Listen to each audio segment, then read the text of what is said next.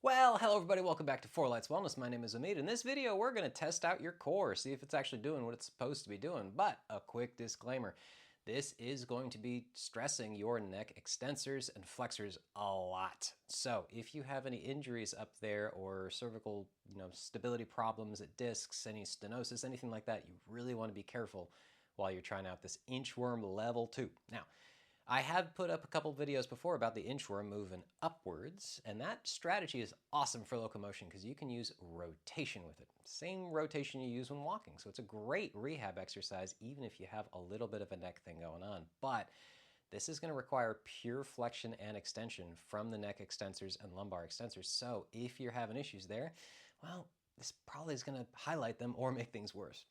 Now, it's not a great strategy for locomotion, right? Most people will not be using this as a strategy moving forward, but when you're learning how to coordinate the spine, you got to learn how to coordinate both the top and the bottom together. Otherwise, one starts to work too much, and then, hey, what do you know? You actually get the neck and lower back issues that most people have.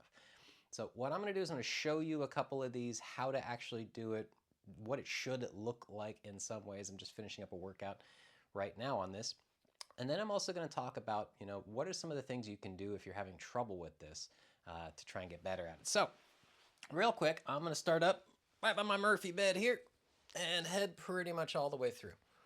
What we're going to do is we're going to get as big of an arch in the neck as we possibly can. And I'm going to lift my legs up off the ground to flatten my lower back at the same time.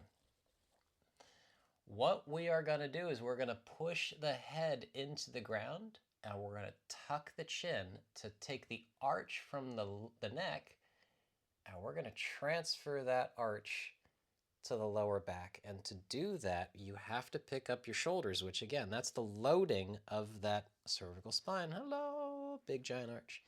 From here, what I'm going to do is I'm going to pick up the head, I'm going to put it down, and then I'm going to pick up the tailbone and I'm going to put it down. And what that just did is it got me a couple of inches. I'm a little further away from my Murphy here. I'm going to do the same thing. And the same thing again. And if your core is not coordinating this well, the whole spine's not going through this serpentine-like motion, you'll notice a couple of things. You might go off to one side or the other. You might notice that you're not getting very far. You might notice that if your cervical extensors are a little weak, your head just kind of slides on the ground. You really have to load to push that spine pretty far. And I'm about almost out of room.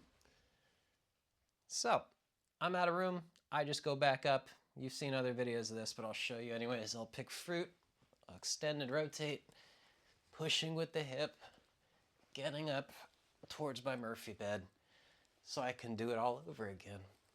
All the same loading principles apply here. We're using a lot of postural muscles, so you don't want to do this for any more than a minute or two at a time. Otherwise, you're going to be sore. But this is the second version of the inchworm. And if you watch my videos for any length of time, you've heard me talk about my daughter learning how to do this when she was just a little tiny baby, which we all do because we have to learn how to coordinate the spine before we can start to learn how to use the arms and the legs. If you're having trouble with this, well, go back and watch my video on how to actually properly mobilize the spine so you don't hurt yourself while you're trying to do this sort of stuff.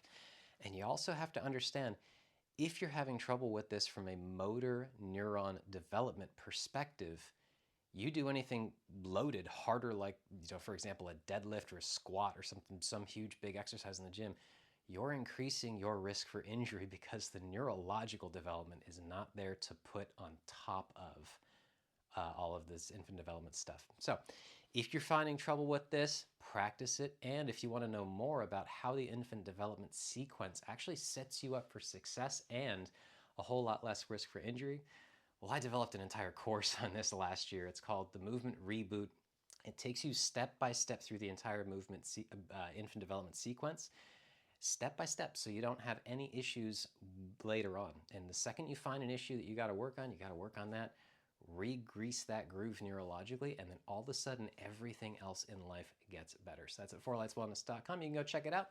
But that's it for this video. I hope this information is very helpful to you guys. As always, have a happy and healthy rest of your day. I'll see you in the next one.